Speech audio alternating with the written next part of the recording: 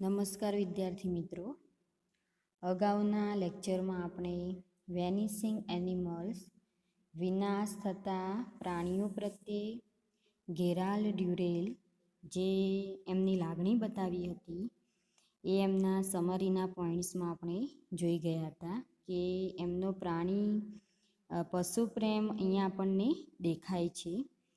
તો અગાઉના સમરી પોઈન્ટ્સમાં આપણે જોઈએ તો પેરી ડેવિડ હરણો વિશે વાત કરી હતી અને પેરી ડેવિડ હરણ કેવી રીતે યુરોપમાં પહોંચ્યા એ વિશે આપણે જોઈ ગયા હતા.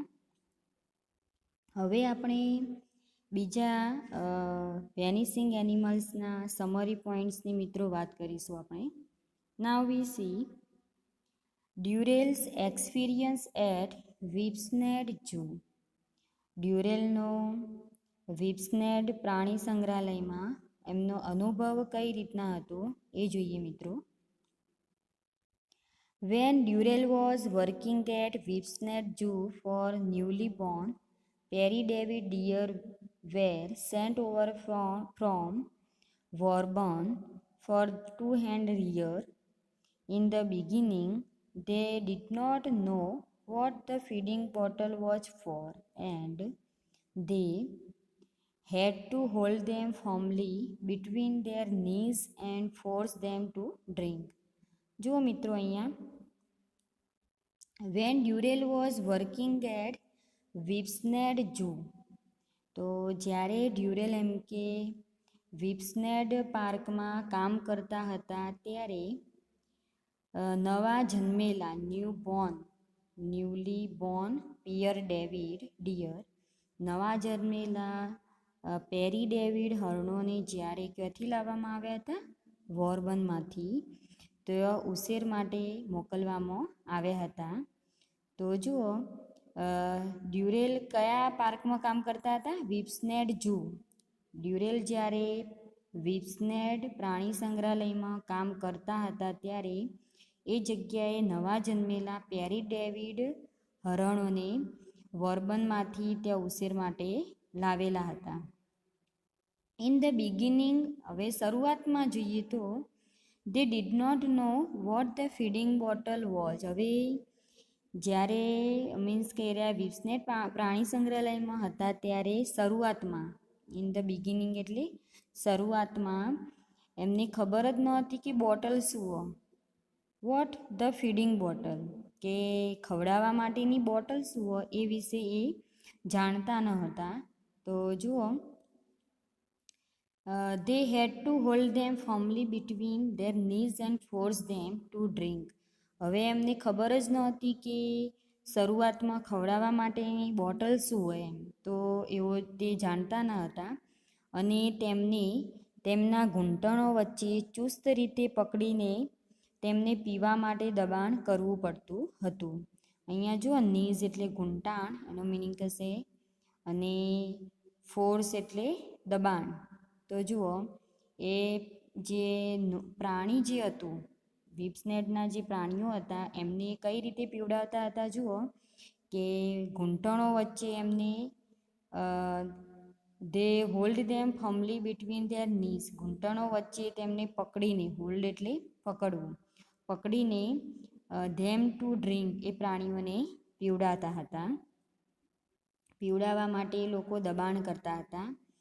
ફોર્સ એટલે દબાણ કરવું. But they very soon got its meaning, અને તરત જ એ લોકો એનો અર્થ સમજી ગયા. Within few days they had to open the stable door with great caution lest they should be knocked down by the deer, pushing and shoving in an efforts to get at the first bottle. Within few days, થોડાક જ દિવસોમાં એમ કે તેમને they had to open the stable એટલે મિત્રો તબેલો. તો એમને થોડાક જ દિવસોમાં એમને તબેલાનું જે બારણું હતું એને ગ્રેટ કોશન એટલે કાળજીથી, સારા એવા કાળજીથી એમને બારણું ખોલવું પડતું હતું. એનું કારણ શું હતું? જુઓ, they should be knocked down by the deer, pushing and shoving in an efforts to get at the first bottle. જેથી એમ કે તેઓ સૌથી પહેલી જે બોટલ હોય મિત્રો એને મેળવવા માટે ધસી આવતા હરણોથી એમ કે એ નીચે પડી ના જાય, બરાબર. ધક્કો એ લોકો પ્રાણી મીન્સ કે ધક્કત મીન્સ કે એવી રીતે આવતા હોય, ધસી આવતા હોય તો એમ કે બોટલ જે હોય નીચે પડી ના જાય એટલા માટે એમને તબેલાનું બારણું કાળજીપૂર્વક ખોલવું પડતું હતું. હવે જોઈએ ડ્યુરેલ લુકિંગ આફ્ટર વ્હાઇટ ટેઇલ્ડ નું, GNU. એનો મિનિંગ મિત્રો નું એ પ્રાણીનું નામ છે, ધ્યાન રાખજો. At Whipsnade, Durrell had to look after a small herd of white-tailed nose. It is a weird creature to look at. It is just like pony, a blunt face with very wide nostrils, a heavy mane of white hair on its thick neck, and a long white tail. It has the buffalo-like horns. હવે મિત્રો જોઈએ ડ્યુરેલની સફેદ પૂંછડીવાળા નૂની સંભાળ. તો ડ્યુરેલ આ નો પ્રાણીની સંભાળ કઈ રીતે લેતા હતા એની વાત કરેલી મિત્રો. તો એટ વિપ્સનેડ પાર્કમાં જઈએ તો Durrell had to look after a small herd of white tailed gnus. ડ્યુરેલને આ સફેદ પૂંછડીવાળા નોના ટોળાની સંભાળ લેવી પડતી. It is a weird creature to look at. આ પ્રાણી જો દેખાવમાં કેવું હતું મિત્રો, કંઈક જુદું જ હતું. વિયર્ડ એટલે અલૌકિક પ્રાણી છે એમ કે. It is just like pony, PONY. પોનીનો મિનિંગ થશે ટટ્ટુ. તો આ પ્રાણીનો દેખાવ તમે જુઓ, પોની એટલે ટટ્ટુ, ટટ્ટુ જેવો હતો. બ્લન્ટ ફેસ, બ્લન્ટ એટલે નિષ્ઠુર ફેસ એનો ફેસ હતો. વિથ વેરી વાઇડ નોસ્ટ્રીલ્સ, વાઇડ નોસ્ટ્રીલ્સ એટલે પહોળા નસકોરા હતા એના. અને હેવી મેન, MENEનો મિનિંગ થશે કેસવાળી મિત્રો, ભારે એમ કે એની કેસવાળી હતી. તો જુઓ એની જાડી ગરદન ઉપર, ઓન ઇટ્સ થીક નેક, એની જાડી ગરદન ઉપર એમ કે સફેદ વાળની ભારે એમ કે કેસવાળી હોય છે. અને એન્ડ લોંગ વાઇડ ટેઇલ, એની લાંબી એમ કે સફેદ પૂંછડી છે એમ કે. It has the Buffalo like horns એટલે મિત્રો શિંગડા. એના શિંગડા કેવા હતા, ભેંસના જેવા હતા એમ કે. તો નો પ્રાણીનું મિત્રો અહીંયા વર્ણન કરવામાં આવ્યું છે ડ્યુરેલ દ્વારા, કે જ્યારે ડ્યુરેલ વિપ્સનેડ પાર્કમાં નો પ્રાણીની સંભાળ લેતા હતા ત્યારે એ પ્રાણીઓનું એ મોટું ટોળું હતું. અને એ ટોળામાં આ નો પ્રાણી કેવું દેખાતું હતું એનું અહીંયા બતાવ્યું કે અલૌકિક પ્રાણી હતું, વિયર્ડ ક્રિએચર હતું, પોની જેવું દેખાતું હતું, બ્લન્ટ ફેસ હતો એનો, વાઇડ નોસ્ટ્રીલ્સ હતા, heavy man of white hair હતા એના થીક નેક ઉપર, અને એક લોબી એની પૂંછડી હતી વ્હાઇટ કલરની. It has the Buffalo like horns, અને એના ભેંસના જેવા શિંગડા હોય છે. The narrator went to feed them in the morning. અને વર્ણનકાર એમ કે સવારમાં આ પ્રાણીને ખવડાવવા માટે જતા. It took him twice as long as it should have done because the gnus perform dance for him. અને આ જે લેખક હતા મિત્રો એમને બમણો સમય લેવો પડતો. કેમ? કારણ શું હતું કે આ જે નો પ્રાણી હતું એ એમની સાથે ડાન્સ કરતું હતું, નૃત્ય કરતું હતું. હવે જુઓ, they would prance, twist and start galloping, throwing their slim legs in great angles. હવે જુઓ આ જે પ્રાણી હતું એ શું કરતું, દે વુડ પ્રાન્સ, આ પ્રાણીઓ એમના પાછલા પગે કૂદતા. પ્રાન્સનો મિનિંગ થાય પાછલા પગે કૂદવું. ટ્વિસ્ટ એટલે વોકાવરવું. અને ગેલોપિંગ એ મિનિંગ શું થાય મિત્રો, સ્ટાર્ટ ગેલોપિંગ એટલે ગેલોપિંગનો મિનિંગ થશે અહીંયા કે ઠેકડો મારવો. ધેર સ્લિમ લેગ્સ એટલે એમના પતલા પગ જે હતા મિત્રો એને લોબા ખૂણેથી, ગ્રેટ એંગલ્સ એટલે કે લોબા ખૂણેથી એ વારી દેતા, એનો ટ્વિસ્ટ કરતા, અને એ પાછલા પગે ઠેકડા મારતા. આ જે નો પ્રાણી હતા એ. They shake and curve their long tails. હવે શું કરતા, એ એમની જે લાંબી પૂંછડી હતી એને વારી દેતા, કર્વ એટલે વળાંક વારતા અને હલાવતા. As a circus ringmaster uses his whip, કઈ રીતે હલાવતા એમની પૂંછડીને? જે રીતે એમ કે સર્કસનો જે રિંગ માસ્ટર હોય અને એ એની ચાબુકનો ઉપયોગ કરે. વીપનો મિનિંગ થાય ચાબુક. તો એ જ રીતે આ નું પ્રાણી જે હતા એ એમની પૂંછડી એ રીતે હલાવતા અને એમની પૂંછડી મીન્સ કે they shake and curve the long tails as a circus ringmaster uses his whip. તો જુઓ કે તેઓ તેમની લાંબી પૂંછડી જેમ સર્કસનો રિંગ માસ્ટર ચાબુકનો ઉપયોગ કરે તેમ એ વાર્તા. હવે જોઈએ In the middle of the dance, they would suddenly stop dead and stare at the narrator. હવે આ નો જે પ્રાણીઓ હતા મિત્રો એ ડાન્સ કરતા હતા ત્યારે જોઈએ તો શું એ નૃત્યના મધ્યમાં, મિડલ ઓફ ધ ડાન્સ એટલે નૃત્યના મધ્યમાં, દે વુડ સડનલી સ્ટોપ, તેઓ એકાએક બંધ થઈ જતા, થોભી જતા અને and stare at the narrator, એ લેખકની સામે ધારીને જોતા. They would react at the narrator's laughter, uttering loud angry snorts. અને આ જે નો પ્રાણીઓ હતા એ નરેટરની સામે કઈ રીતે રિએક્શન કરતા એનું બતાવ્યું. તો વર્ણનકારના હાસ્ય તરફ તેઓ મોટેથી ગુસ્સામાં નસકોરા બોલાવતા. જો અહીંયા લાઉડ એંગ્રી સ્નોટ્સ એટલે નસકોરા બોલાવવા, લાફ્ટર એટલે હસવું, લાફ્ટર એટલે લેખકના હાસ્ય ઉપર આ જે નો નામના પ્રાણી હતા એ શું કરતા, એ મોટેથી ગુસ્સાથી એમ કે નસકોરા બોલાવતા અને એ રીતે પ્રત્યાઘાત આપતા. રિએક્શન એમનું એ રીતે હતું. આ પ્રાણીઓ બોલી તો શકતા નહોતા મિત્રો, નો નામના પ્રાણીઓ, તો એમનું રિએક્શન આવી રીતે બોડીના ઘેચર થ્રુ એ લોકો આપતા હતા.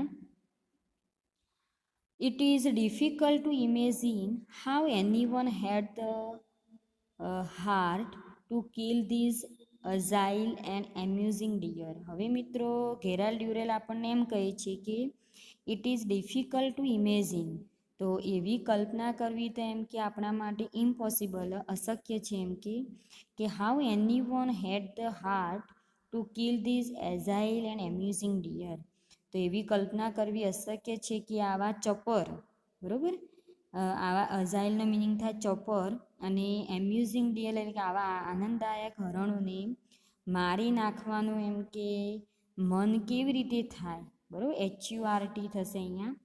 હર્ટ એટલે એનું મીન્સ કે એમને ઈજા પહોંચાડવી, તો આવા પ્રાણીઓને મારી નાખવાનું કેવી રીતે મન થઈ શકે આપણને. હાવ નોઝ ડિસ્ક્રીઝડ ઇન નંબર. હવે મિત્રો આપણે જોઈએ કે નોની સંખ્યામાં ઘટાડો કેમ થયો, બરાબર. ડિસ્ક્રીઝડ એટલે ઘટાડો થવો. તો નો નામના જે પ્રાણીઓ હતા એમની સંખ્યામાં ઘટાડો થવાનું કારણ શું હતું એ અહીંયા આપણને ગેરાલ્ડ ડ્યુરેલ દ્વારા બતાવવામાં આવ્યું છે. The early settlers in South Africa found in white-tailed gnus a valuable source of food. હવે જોઈએ કે દક્ષિણ આફ્રિકામાં શરૂઆતના જે રહીશો હતા, અર્લી સેટલર્સ એટલે પહેલાં જે લોકો અહીંયા રહેતા હતા, એ લોકો આ સફેદ પૂંછડીવાળા નૂને તેમના ખોરાકનો મુખ્ય સ્ત્રોત ગણતા મિત્રો. જો સોર્સ એટલે સ્ત્રોત, ફૂડ એટલે ખોરાક. તો the early settlers in South Africa found in white-tailed gnus a valuable source of food. તો દક્ષિણ આફ્રિકામાં જે પહેલેથી અહીંયા જે લોકો રહેતા હતા એના રહીશો એ આ સફેદ વ્હાઇટ ટેઇલ્ડ ન્યૂઝ, સફેદ પ્રાણીઓને વેલ્યુએબલ સોર્સ મિત્રો ગણતા હતા, એમના ખોરાક માટેનો સ્ત્રોત ગણતા હતા નો પ્રાણીને. હવે જો એના કારણે શું થાય, સો ધીઝ ન્યૂઝ વેર સ્લોટર્ડ અનમર્સીફુલી, અને આ રીતે સ્લોટર્ડ એટલે મિત્રો એનું શું થાય, હત્યા કરવી નિર્દય રીતે, અનમર્સીફુલી, તો આ રીતે નિર્દય રીતે એમની કતલ કરવામાં આવતી. સો ધીઝ ન્યૂઝ વેર સ્લોટર્ડ અનમર્સીફુલી એટલે નિર્દય રીતે, સ્લોટર્ડ એટલે કતલ કરવામાં આવતી. They also contribute to their own downfall in an unusual way. અને એમનો ઓન ડાઉન એટલે પડતી મિત્રો, ફોલ એટલે પડતી થવી. તો એમનું જોઈએ તો તેમની પડતીમાં તેઓએ પણ અસામાન્ય રીતે ફાળો આપ્યો. They also contribute to their own downfall in an unusual way. તો એમનો જોઈએ આપણે એમની પડતીમાં પણ એમ કે અસામાન્ય રીતે કયા લોકોએ ફાળો આપ્યો? સાઉથ આફ્રિકન જે લોકો હતા એમને, એ જ એમના માટે એમ કે જવાબદાર હતા. હવે જોઈએ નેક્સ્ટમાં, they were very curious creatures. હવે નો પ્રાણીઓ કેવા હતા એની વાત કરીએ કે તેઓ ખૂબ જ એમ કે ક્યુરિયસ એટલે મિત્રો જિજ્ઞાસુ, એનો મિનિંગ થશે જિજ્ઞાસુ. તો તેઓ ખૂબ જ એમ કે જિજ્ઞાસુ પ્રાણીઓ હતા. ક્રિએચર્સ એટલે પ્રાણીઓ.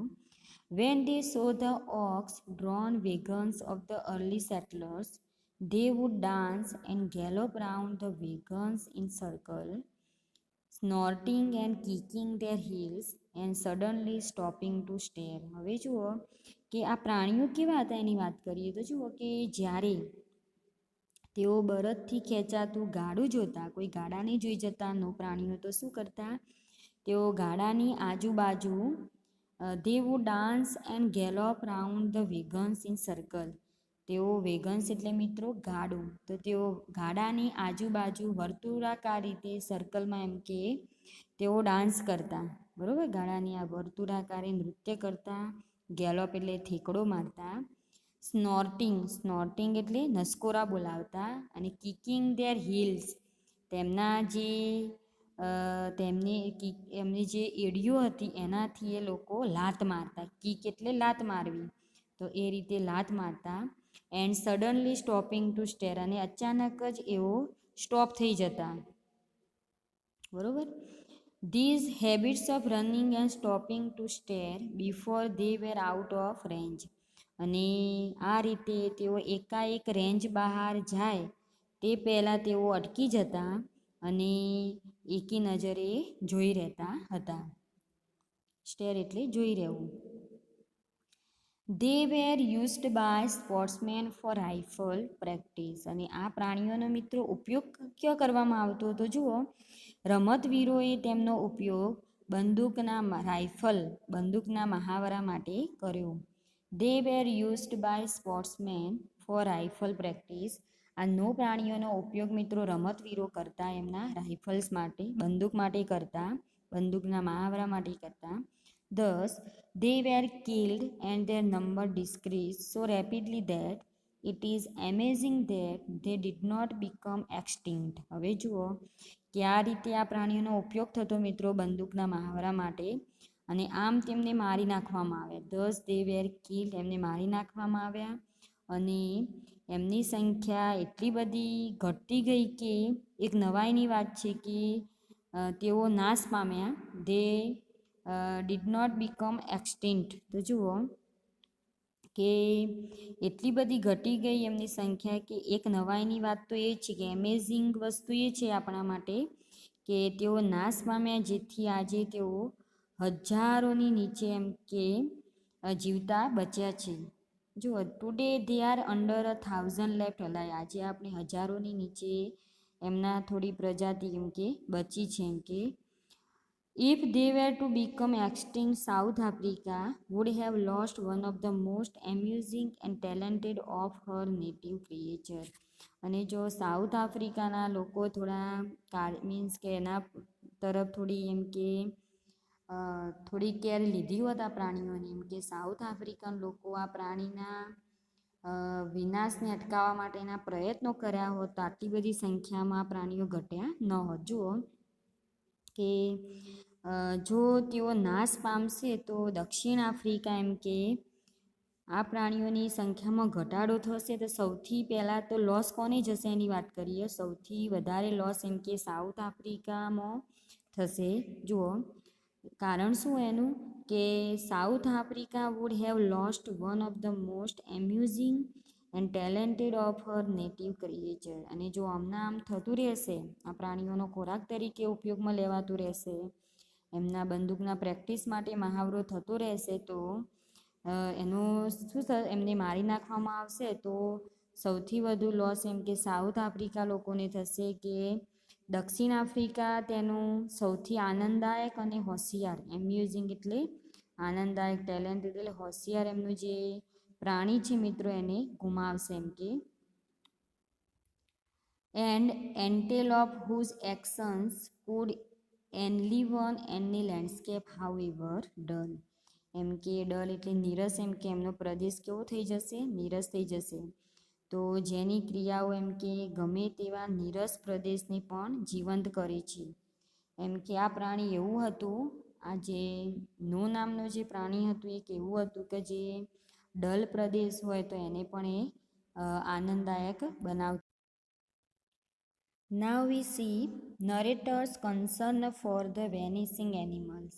હવે મિત્રો આપણે જોઈએ કે જે વર્ણનકાર અહીંયા આપેલા એમના અદૃશ્ય થતા પ્રાણીઓ માટેની ચિંતા અહીંયા પ્રેઝન્ટ કરવામાં આવી છે. કન્સર્ન એટલે જુઓ, નરેટર્સ concern for the vanishing animals, તો વર્ણનકાર અહીંયા વેનિસિંગ અદૃશ્ય થતા પ્રાણીઓનો એમનો જે કોન્સેપ્ટ શું વિચારે છે એની વાત કરવામાં આવી છે. જોઈએ એમના વિચારો કઈ રીતના અહીંયા રિપ્રેઝન્ટ થાય છે. જુઓ, unfortunately the Peary-David deer and the white-tailed gnu are not only creatures in the world that are nearly extinct.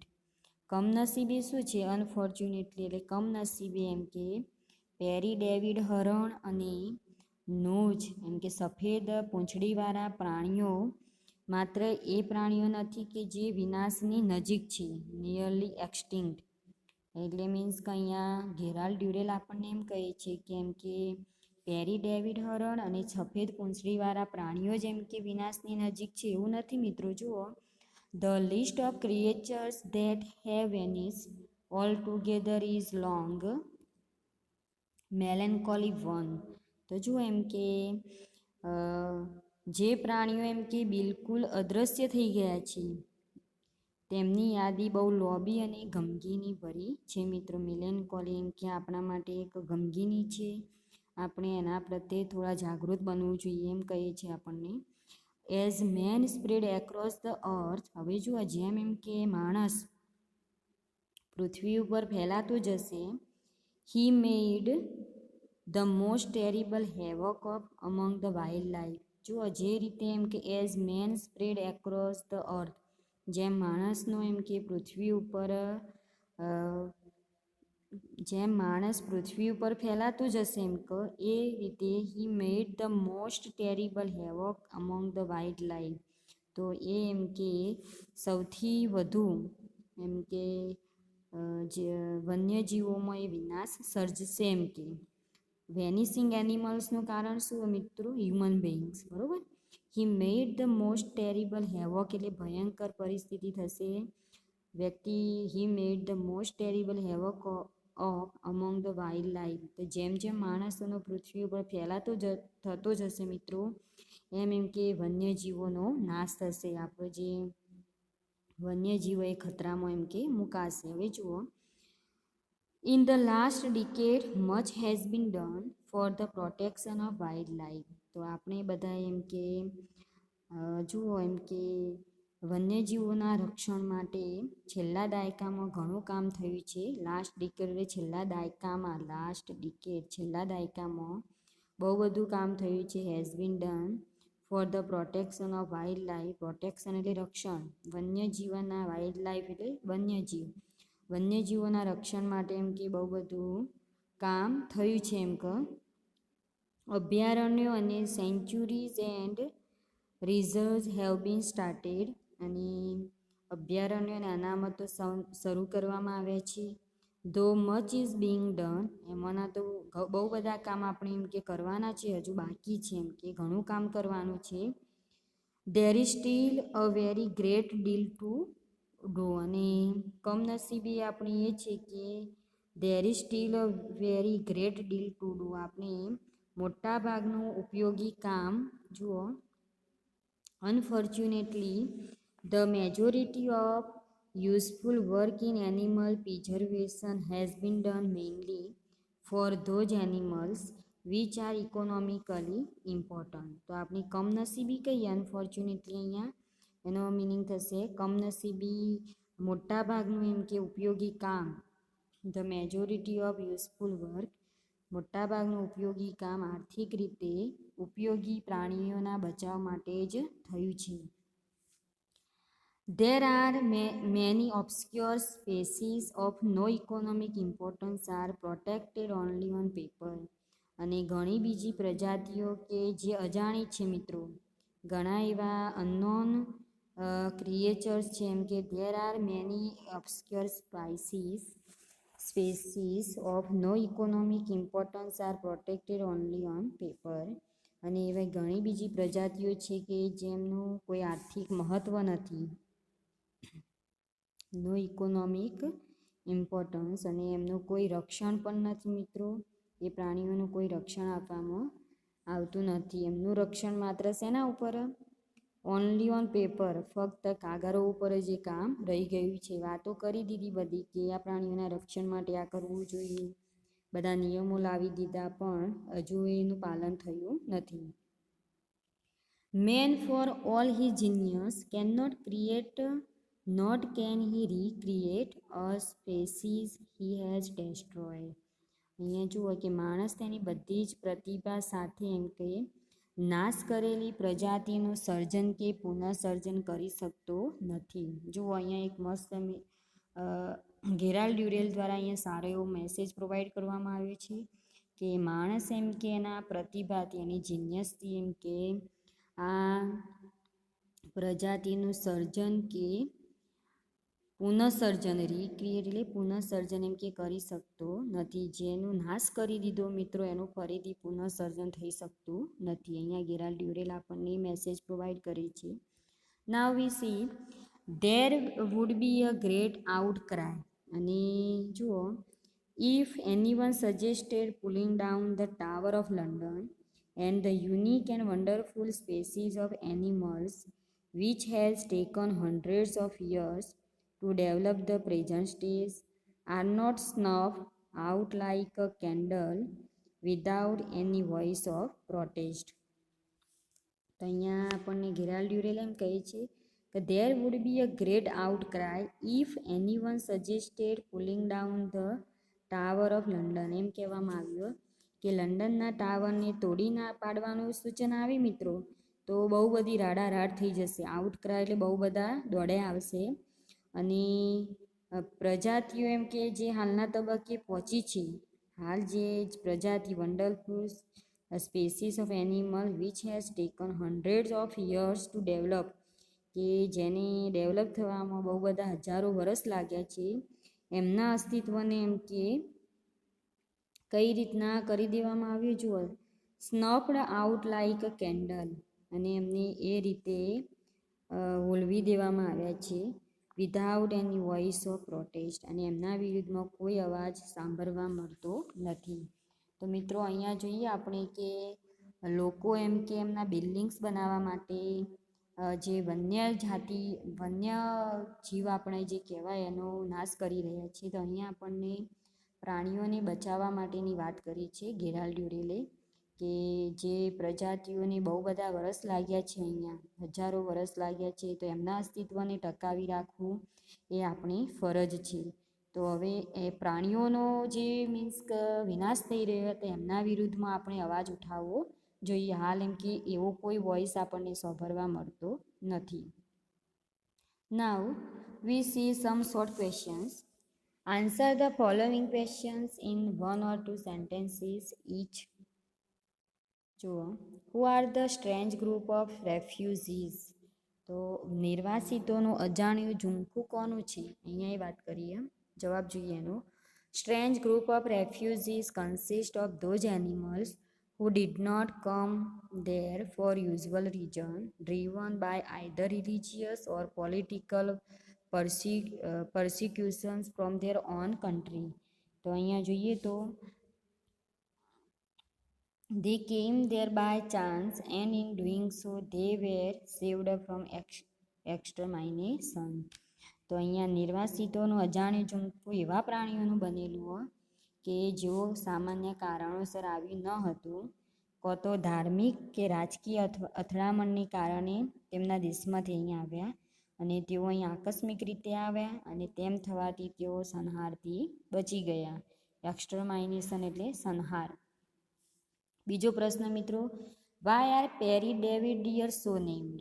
પેરી ડેવિડ ડિયર નામ કેવી રીતે પડ્યું? જુઓ, Pere David deer are named so because their existence was first discovered by a French missionary, one Father David, during the course of his work in China in the early 1800s. તો જુઓ, તો પેરી David deer નામ એટલા માટે પડ્યું કારણ કે તેમનું અસ્તિત્વ સૌ પ્રથમ ફ્રેન્ચ સંસ્થાના ફાધર ડેવિડ દ્વારા શોધાયું હતું.